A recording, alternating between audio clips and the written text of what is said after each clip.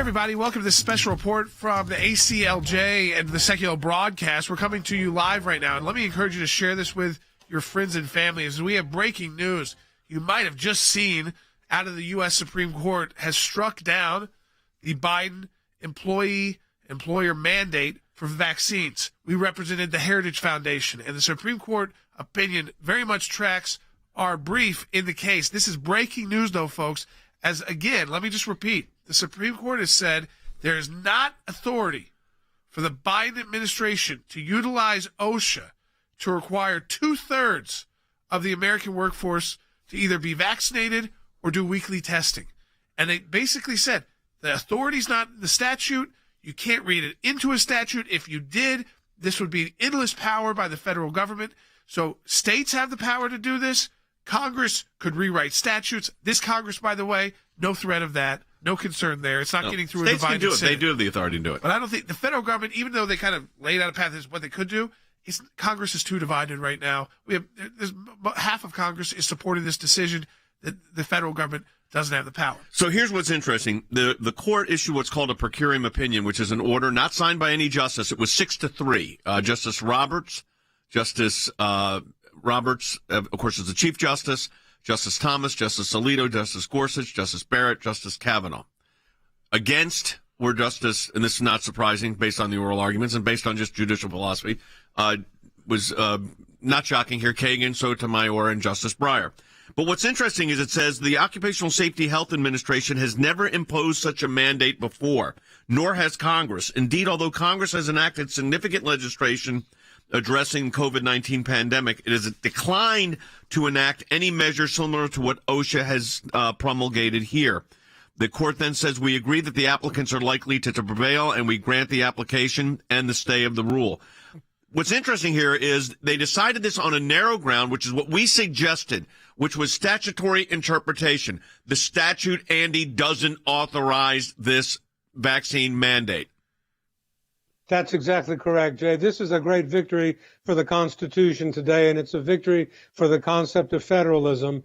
It is a victory also for the strict interpretation of the Constitution as saying if the Congress did not mandate and give authority to a federal agency to do a specific thing, unelected bureaucrats in that administration cannot themselves and should not themselves be empowered to do that. What is interesting, though, is, and there's two different opinions. The case we were involved in, and Jordan will give you the deal. We represent Heritage Foundation on this at the Supreme Court.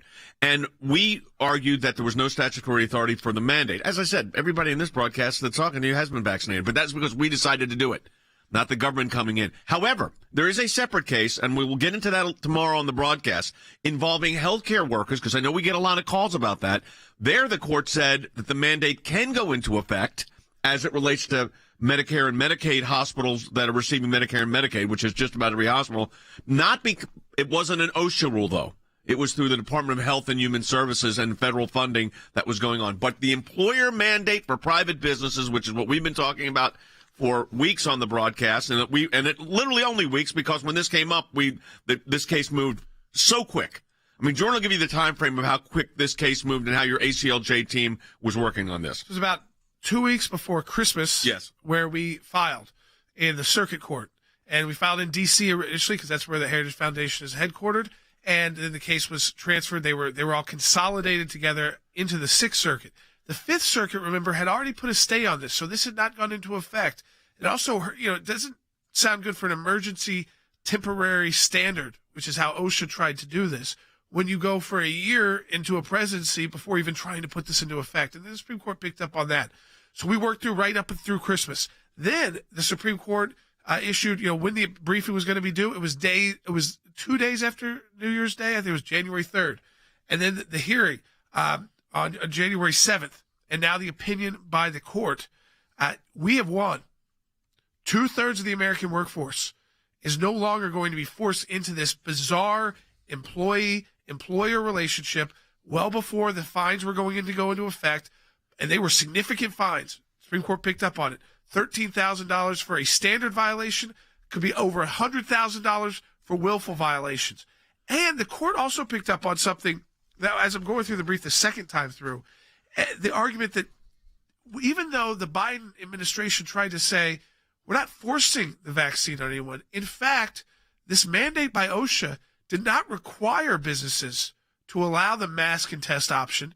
It only said you could do that. So it really was a vaccine mandate for all intents and purposes. The second part is the Supreme Court is not trying to downplay the dangers of COVID. No, they did not. What they said is this is like crime or something that you have to encounter as a human being every single day, and that you encounter this risk at home, at school, in any kind of public life.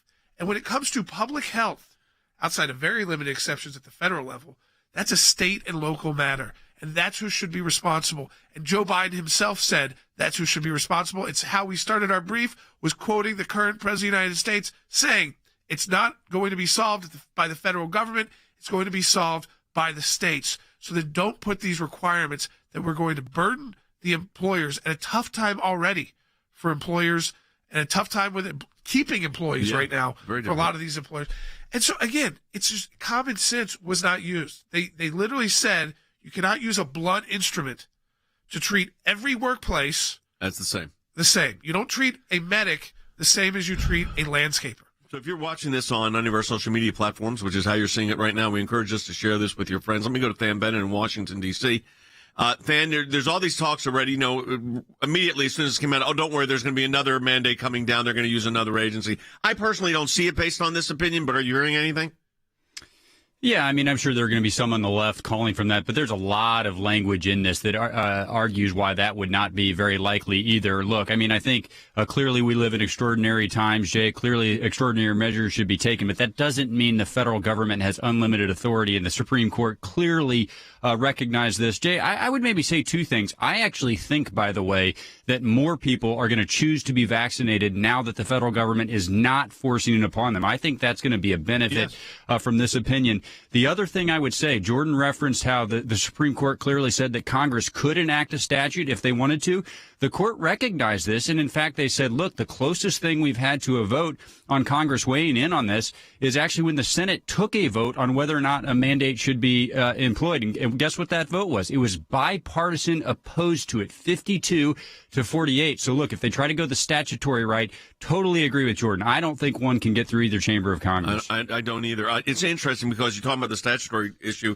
Andy, here's what the court said. The question is whether the act plainly authorizes the secretary's mandate. It does not. I'm quoting from the opinion. The act empowers the secretary to set workplace safety standards, not broad public health measures.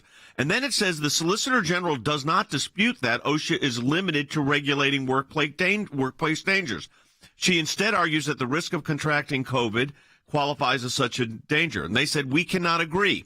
Although COVID-19 is a risk that occurs in many workplaces, it is not an occupational hazard in most. And as Jordan said, that's because unfortunately, and we're seeing this all over the place, you can get it anywhere. You know what I think this opinion also did, Andy? Depoliticized the issue of vaccines. I am hopeful. I mean, I find it ironic that former President Trump, who talked about that he got the booster vaccine, was having all of this pushback when it was his administration that came up with this vaccine under warp speed, which I think has saved millions and millions of people's lives. But I think it depoliticizes this, which, as Than just said, it probably increases the people's safety record here. Well, I think in a sort of interesting way, I think you're absolutely correct, Jay, because a lot of people do not want to take it because they believe politically they shouldn't do it because the Biden administration was the one that wants to implement it, although it was the Trump administration through warp speed that initiated it. And let me interrupt for a second. President Biden and Kamala Harris, I want to be clear on this, said they would not have taken the vaccine because it was under the Trump administration. And now, of course, they're praising warp speed. Why? Because that vaccine has saved millions and countless millions of people's lives. But, just the double nature of the political standard. But I think, Andy, the fact that the court said it does not, the statutory language is not there to support this. It's not there. They looked at the statute, parsed it. 6 justices agreed that the statutory language did not give OSHA the authority to do this. So in other words, the federal government stays out of your life unless Congress, through whatever authority it has, presumably under the Commerce Clause, can regulate this by giving that specific authority to an agency. Congress did not give that to OSHA. Therefore, as Justice Gorsuch said in a concurring opinion, Jay, which is very well stated, Justice Alito and Thomas joined him in that. As the law presently stands, they said it is the states and Congress, not OSHA, that have the right to get involved in this area. I think it's that reminder of how important elections are. Shifts on the court. Remember that justices have talked about that a lot in cases recently in the court of why are we going to relook at things just because there were different politics? Well, different politics means different kinds of justices on the court. And it was interesting here because there were 3 justices who wanted to go further.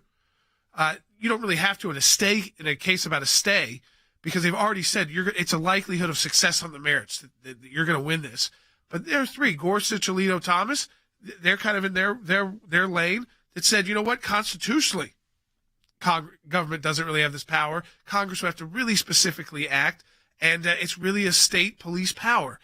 That's what it's our argument the entire time. It's a big win. This is most employees in the United States. Don't let them flip around this healthcare win that they got because I think everybody, if you asked us, we all thought a likely win for them. Yeah, no, because when the government gives you significant amounts of money, they can then tell you what to do. Well, and also the nexus between the agency they utilized and the money that was given out. So the second case Jordan's talking about is if you're a healthcare worker, the federal government, through the Health and Human Services Administration, mandated a vaccine as part of your employment requirement subject to a religious liberty exemption. Yeah.